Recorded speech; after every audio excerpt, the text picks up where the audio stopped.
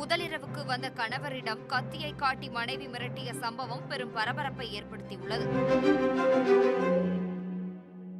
உத்தரப்பிரதேச மாநிலம் பிரக்யராஜை சேர்ந்த நிஷாத் என்பவருக்கும் சித்தாரா என்பவருக்கும் கடந்த ஏப்ரல் மாதம் 29ஆம் தேதி திருமணம் நடைபெற்றது.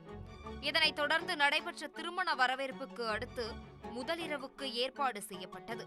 பல கனவுகளுடன் அறைக்கு சென்ற நிஷாந்திற்கு அதிர்ச்சி காத்திருந்தது. சித்தாரா முதலிரவுக்கு வந்த கணவரிடம், என் மீது கை வைத்தால் நீ 35 பீஸாகி விடுவாய், நான் அமனுக்கு சொந்தம் என்று முக்காடுக்கு கீழே கத்தியை வைத்துக் கொண்டு மிரட்டியுள்ளார். மேலும் அன்று இரவு முழுவதும் சித்தாரா கத்தியுடன் படுக்கையில் இருந்ததால் அதிர்ச்சியில் உறைந்த நிஷாத் இரவு முழுவதும் உயிருக்கு பயந்து தூங்கவில்லை.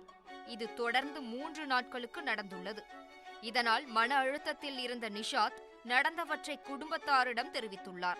அவர்கள் சித்தாரா மற்றும் அவரது குடும்பத்தாரை அழைத்து விசாரித்துள்ளனர். அப்போது சித்தாரா பெற்றோர் வற்புறுத்தியதால் மட்டுமே திருமணத்திற்கு சம்மதித்ததாகவும் கூறியுள்ளார். இதனைத் தொடர்ந்து பெற்றோர் சமரசம் பேசி நிஷாந்துடன் வாழும்படி கூறியுள்ளனர். இருப்பினும் சித்தாரா நிஷாந்த் வீட்டிலிருந்து சுவரேறி குதித்து ஓடியுள்ளார். இதனால் நிஷாந்த் குடும்பத்தினர் அதிர்ச்சியில் உறைந்தனர். இந்த சம்பவம் தொடர்பாக நிஷாந்த் கூறுகையில், நான் மீண்டும் திருமணம் செய்து கொண்டால் அது திருமணத்தின் அர்த்தத்தை உண்மையிலேயே புரிந்து கொண்ட ஒருவராகத்தான் இருக்க வேண்டும். சித்தாரா என்னை ஒருபோதும் ஏற்றுக்கொள்ளவில்லை. ஒவ்வொரு நாள் இரவிலும் என் உயிருக்கு பயந்தேன். அவள் திரும்பி வந்தால் நான் அவளுடன் மீண்டும் வாழ முடியாது என்று நினைக்கிறேன்.